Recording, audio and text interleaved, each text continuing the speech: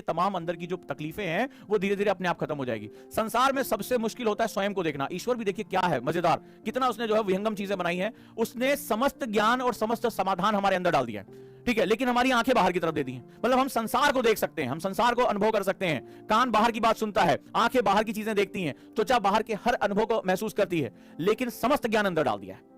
तो सारी चीजें, सारे समाधान हमारे अंदर हैं। और हम पूरी दुनिया में जो है वो लोग हम सारी चीजों का समाधान, मोटिवेशन खोजते हैं। अरे तुम्हें इंस्पायर होना है, मोटिवेट नहीं होना है। मैं कोई मोटिवेटर स्पीकर नहीं हूं। लोग कहते हैं बहुत अच्छा मोटिवेट कर, नहीं करता।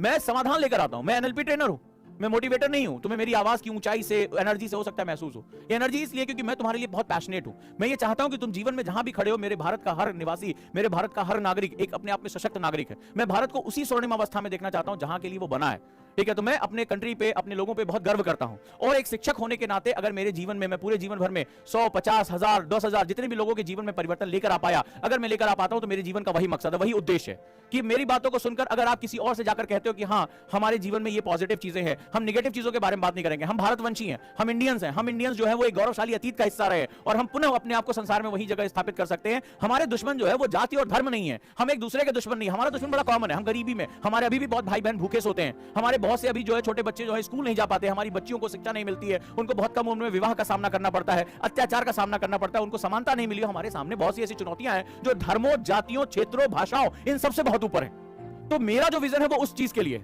मेरा जो विजन है वो उसके लिए मैं यहां पर इसलिए बात करता हूं। इसलिए मैं बहुत ज्यादा इस पूरे महत्वपूर्ण मुद्दे पे बहुत ऊर्जा के साथ आता हूं, क्योंकि ये बात यहां से कंठ से नहीं निकल रही है, ये यहां से निकल रही, हृदय से निकल रही है। और शायद हृदय से कहीं अंदर एक आत्मा के स्रोत के रूप में वो अनवरत ऊर्जा के रूप में कन्वर्ट हो जाती है, कंटिन्यूअस फ्लो ऑफ एनर्जी में कन्वर्ट हो जाती है। तो जब कोई चीज आत्मा की गहराइयों में पहुंच जाती है, जब कोई स्वप्न तुम्हारी आत्मा उसको ग्रहण कर लेती है, तो फिर वहां ऊर्जा के अधिक होने या ऊर्जा के कम होने का संबंध खत्म हो जाता है। फिर वो एक कंटीन्यूअस सोर्स ऑफ एनर्जी में कन्वर्ट हो जाता है। और मैं लगातार इस मंच पर यही प्रयास कर रहा हूं कि हम भारतवंशी, आप में से हो सकता है 1000 लोग मेरी बात सुन रहे हैं, उसमें से 50 को ये बात अच्छी लगे, 9 से 50 को बुरी लगे, कोई बात नहीं। मैं 50 लोगों को अपनी बात पहुंचा पाया, उनके हृदय में एक बीज अंकुरण कर पाया कि हम उस महान परंपरा के वंशज हैं, हम उस महान देश के हिस्से हैं जिसको हमें फिर से महान बनाना है। हम अतीत पर लगातार वर्तमान को जो है वो उससे प्रेरणा ले सकते हैं, लेकिन उस पर बना नहीं सकते। ये निर्माण सतत करना पड़ता है। हर पीढ़ी को अपने इस देश के निर्माण की जिम्मेदारी लेनी पड़ती है। हमारे पूर्वजों ने क्या किया, हम उसको आज हम उसका रोना नहीं रो सकते। हम अपने राष्ट्र के निर्माण के लिए अपना क्या योगदान देंगे, हम केवल उस पर बात कर सकते हैं। और रुझान का इस एकेडमी लगातार यही प्रयास कर रही है कि अपने छात्रों के अंदर हम कम से कम उन बातों को लेकर आ सके जो कल को वो जहां पर भी रहें वो राष्ट्र निर्माण में अपनी भागीदारी करें। क्योंकि ये एक अवस्था है, हर पीढ़ी को अपना उत्तरदायित्व निभाना पड़ता है, और जो पीढ़ी अपना उत्तरदायित्व नहीं निभा पाती वो राष्ट्र की दीवारों में ढेर सारे खोखले छिद्र पैदा कर देती है और राष्ट्र की दीवारें क्या हो जाती हैं, हिल सी जाती हैं। तो लगातार हम यही कोशिश कर रहे हैं यहां पर